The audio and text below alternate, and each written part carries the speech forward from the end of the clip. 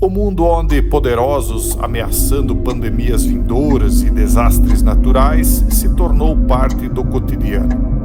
Mas quem são eles e por que isso está ocorrendo? Imagine você novamente cercado em quarentena enquanto medidas inéditas estão sendo tomadas. Você saberá o que fazer? Você ao menos sabe de onde isto tudo está vindo? Você tem as habilidades vitais e principalmente o conhecimento para proteger a si mesmo e a sua família? Manter-se humano será essencial, e aquilo que lhe oferecerem como salvação talvez acabará sendo o seu ponto final. Ingresse em nossa comunidade enquanto há oportunidade. Conhecimento poderá significar sobrevivência. Um povo sem conhecimento vem a perecer. Eu aproveito para pedir um favor às pessoas que já estão na comunidade fechada para que escrevam nos comentários o que os ingressantes encontrarão lá. Inscreva-se em nossa comunidade através do link que segue abaixo, na descrição deste vídeo ou no comentário em destaque. E atenção, a semana já está quase acabando. Pessoal, nós já estamos nos encaminhando então para o final dessa semana. Quem quiser ingressar na comunidade, vocês viram o anúncio aqui no início. Aproveite, o link está na descrição ou no comentário em destaque.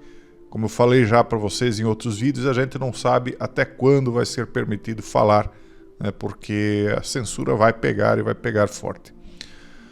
Enquanto isso, vamos falando. Musk disse se arrepender de algumas postagens sobre Trump, dizendo que passou dos limites. Eu não vou perder muito tempo com isso aqui, pessoal, porque a gente já tinha visto que ele estava voltando atrás quando ele começou a apagar algumas das postagens dele, né?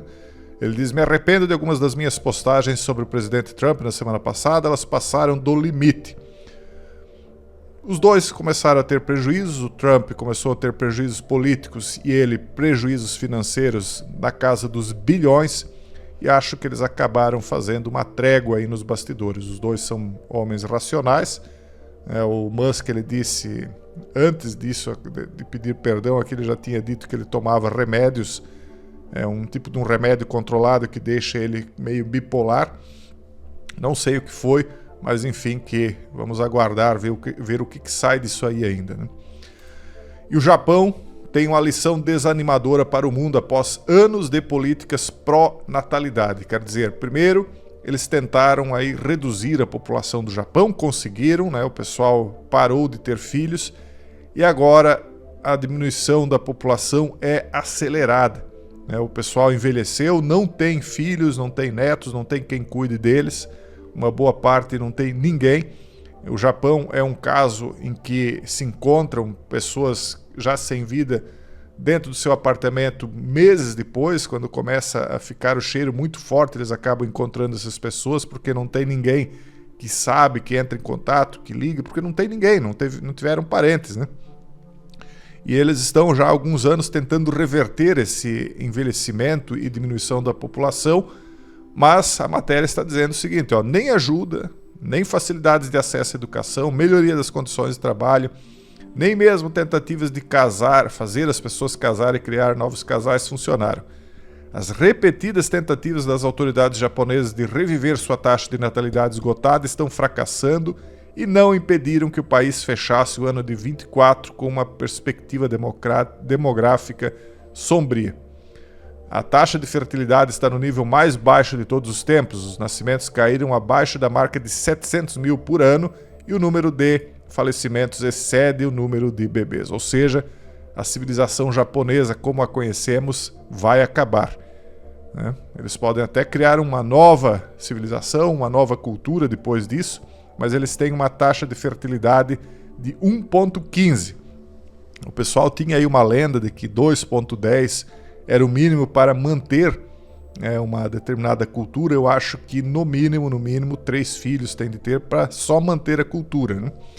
Eles dizem que o número de filhos necessários é de 2,1. Isso aqui circulou um vídeo que falava do Gaddafi, onde o Gaddafi dizia que a Europa seria dominada pelo Islã, porque o pessoal tinha muitos filhos, mas até o Islã está se secularizando nesse sentido. O pessoal vai para a Europa e muda, né? Então isso é cultural, essa cultura do hedonismo. As pessoas querem aproveitar muito a vida. Eu sempre dizia, olha, o pessoal que está tirando os próprios filhos, quando chegar numa idade muito avançada vai sofrer a mesma coisa. Quer dizer, uns tiram na barriga e outros, quando chegam a uma idade muito avançada no hospital, não tem quem vá lá cuidar dele, quem vai lá dizer, olha, eu quero preservar a vida, eles simplesmente puxam da tomada. E quem estava colocando os filhos na creche vai ser colocado no asilo. É a lei do retorno, né, da semeadura e da colheita. É assim que funciona a vida. E quem não tiver ninguém tende a não ter ninguém depois para... Né, você não se dedicou a ninguém, talvez ninguém se dedique a você. Infelizmente a vida é assim, é a dureza da vida, né? E a China inaugura novo paradigma para a construção de estradas. 157 quilômetros de estrada construídas, 10 máquinas e um total de 0 humanos. Eles não querem mais pessoas. Então vocês acham que eles estão se importando mesmo, que a população do Japão está se acabando, que a população da Alemanha está acabando, que a população, por exemplo, aqui em Santa Catarina, por que tanta gente vem para cá? Porque o pessoal daqui está tendo poucos filhos já há muito tempo. Tem um filho, às vezes não tem. Copiou a cultura europeia nisso e vai se lascar, né? O pessoal está vindo de fora para ocupar aqui o estado que os antepassados construíram. E a mesma coisa na China, olha só. A China não ficou por anos com aquela política de filho único, né? Agora eles não precisam mais de pessoas mesmo, né? Como dizia as pedras guias da Geórgia, né? Eles querem diminuir a população para 500 milhões de habitantes. Então agora, para que precisam de pessoas se máquinas estão fazendo o trabalho, né? Com início em Pequim, uma extensão de 157 quilômetros em direção a Macau, a China conseguiu realizar a primeira autoestrada pavimentada totalmente sem intervenção humana direta, com uma largura de até 4 faixas. Trata-se de um projeto de ampliação da via expressa Pequim. Então, tudo dirigido por máquinas com inteligência artificial, 0 humanos. E a coisa não para por aí. Veja só.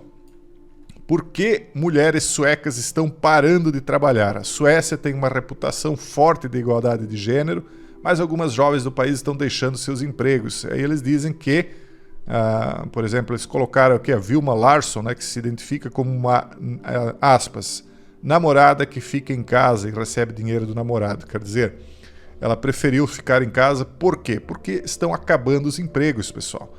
Então... hoje, né, quando eles criaram essa história, direitos iguais e tal, o que eles queriam? Eles queriam diminuir a renda das pessoas, porque os homens ganhavam demais, ganhavam o suficiente para pagar toda a despesa da casa, sustentar a mulher, a família, todo mundo em casa. Quando eles colocaram na cabeça de todo mundo que as mulheres tinham que trabalhar também, que lá no Éden foi dado como um castigo só para o homem, a mulher resolveu puxar esse castigo de trabalhar fora para ela também, né? O salário não caiu pela metade, porque houve uma grande quantidade de oferta de mão de obra. Então o salário do homem caiu para muito menos do que a metade e a mulher ganhava ainda menos do que o homem ganhava. Então a soma do salário dos dois não dava nem perto daquilo que o homem ganhava sozinho anteriormente por escassez de mão de obra. Agora, como eles estão diminuindo a população no Japão, no Brasil, em tudo quanto é canto aí, não precisa mais de ninguém, eles estão robotizando tudo até para fazer asfaltos, eles estão devolvendo as mulheres para casa e vão começar a vir com essa propaganda de que é melhor ficar em casa mesmo, que a mulher não precisa trabalhar. Daqui a pouco eles estão dizendo que é um crime contra as mulheres querer que elas trabalhem fora. Por quê? Porque vai faltar emprego, vai faltar trabalho. E aí então eles começam a reverter esse discurso. É tudo milimetricamente calculado. Eles não dão ponto sem nó, como dizia nos antigos, né? Enquanto isso, né, uma senhora chamada Claire McCann, uma atriz, né, quer congelar o corpo do filho de 13 anos porque ele tirou a própria existência dele após ser alvo de bullying na escola onde estudava. Só que não existe tecnologia capaz de reanimar um corpo humano criptopreservado, por enquanto, né? Mas ela quer ter essa esperança, né? Então, coitado do menino aqui, né?